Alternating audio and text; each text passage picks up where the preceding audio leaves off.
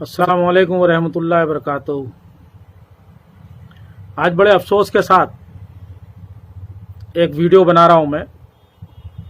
जो कल मैं गया था गुजरात और महाराष्ट्र के बॉर्डर पर, और जो शाम के टाइम मैंने वहाँ नज़ारा देखा, बकरा ईद के मौके पर जो हमारे लोग बकरे लेकर आ रहे थे, गुजरात से और महाराष्ट्र में एंट्री ले रहे थे, तो वहाँ पर पुलिस का जो एक नज़रिया था कि एक भी लॉरी को महाराष्ट्र के अंदर आने नहीं दे रहे थे। वो पुलिस स्टेशन था तलासरी पुलिस स्टेशन। और जब मैंने वहाँ माहौल देखा तो पुलिस से भी बात किया, और वहाँ से मैंने एक लाइव वीडियो बनाया था फेसबुक के ऊपर, क्योंकि अंधेरा होने की वजह से ज़्यादा कुछ बोल नहीं पाया और बना नहीं पाया मैं सही से। फिलहाल बड़ा मुझे महाराष्ट्र की सरकार के ऊपर बहुत गुस्सा है, और गुस्सा इस बात का है जो एनसीपी और कांग्रेस में बैठे हुए नेता हैं, मुस्लिम लीडर, और जो अबू हाशिम आजमी साहब भी शिवसेना की गोद में बैठे हैं जाके, वो ये सब सेकुलर पार्टियां हैं, बड़े अपने आप को इससे बोलती हैं कि हम लोग सब सेकुलर हैं और हम इंशाअल्लाह ताला मुसलमानों की हेल्प करा करेंगे। और इसीलिए मुसलमानों ने जिताकर इतने 5-6 एमएलए को भेजा है कि हमारे कम से कम हमारे हक की बात कर पाएंगे ये लोग। आज का मुसलमानों का तो हिसाब ये हो गया है कि कल रात को जब मैंने माहौल देखा, वहां करीब करीब काफी लोग बकरे मर चुके थे। 3-3 दिन से वहां पर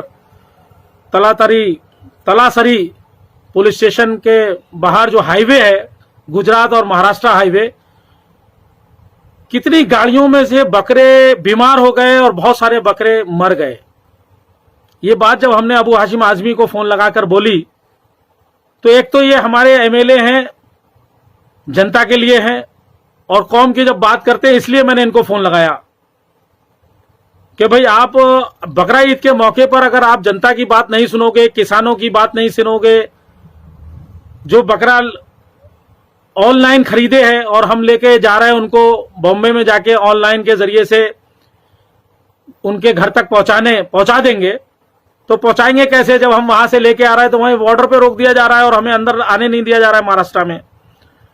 तो मैं उन मुस्लिम लीडरों से बात करना चाहता हूं जो अबू हाशिम आजमी जैसे माशाल्लाह बहुत ही जुझारू मुसलमानों की क़यादत करते हैं।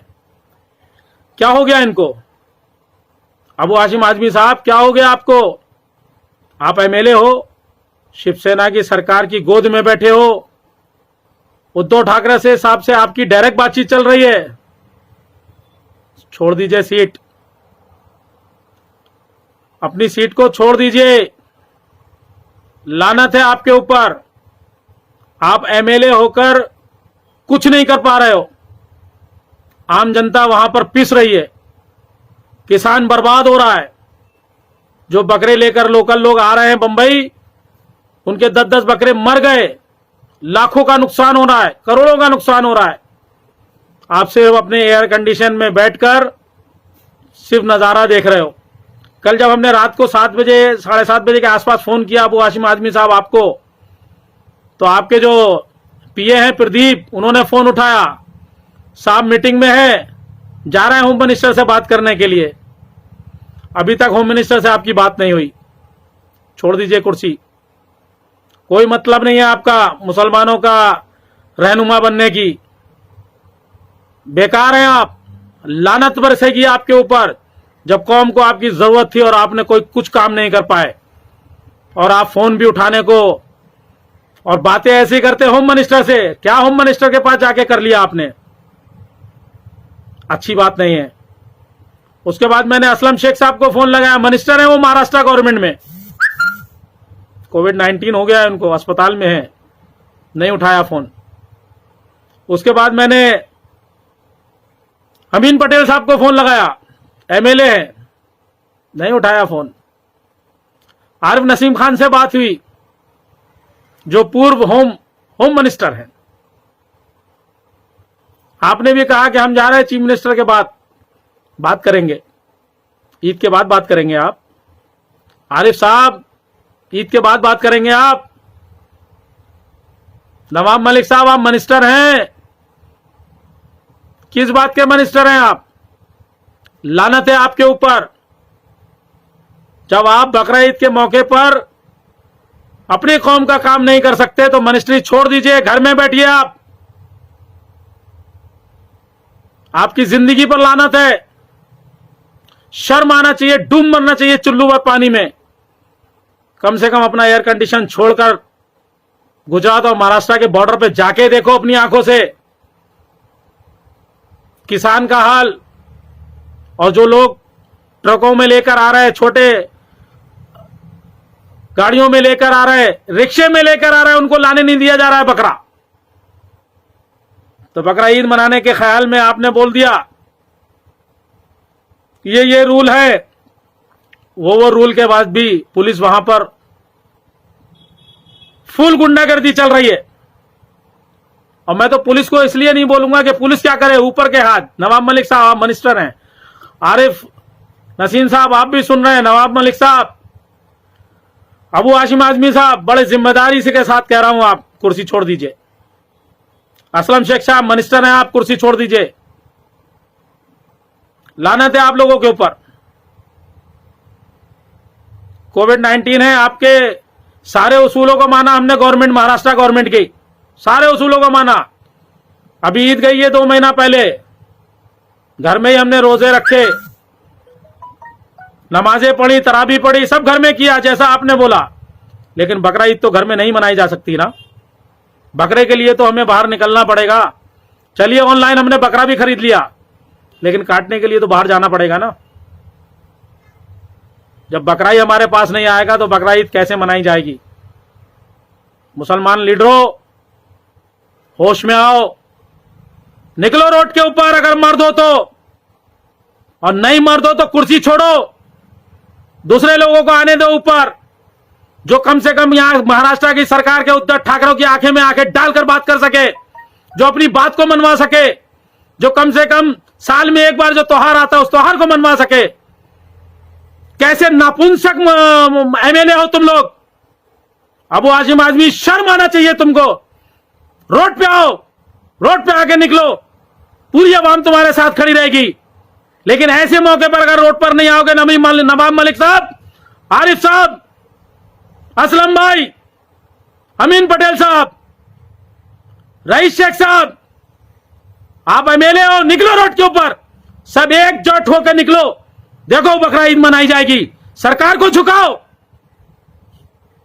क्यों नहीं झुकेगी सरकार? आप अपनी बात तो रखो। अगर उनके जाके तुम तोलोगे तो तुम्हारी बात नहीं सुनी जाएगी। तुम लोग सिर्फ तोलने का काम करते हो। इलेक्शन का वक्त आता है तो सिर्फ बेवकूफ बनाने का काम करते हो। तुम मरो चुल्लू भर पानी में। जाके देखो, मैं गया था, सुबह लौटा हूं वहां से, महाराष्ट्र और गुजरात के बॉर्डर से।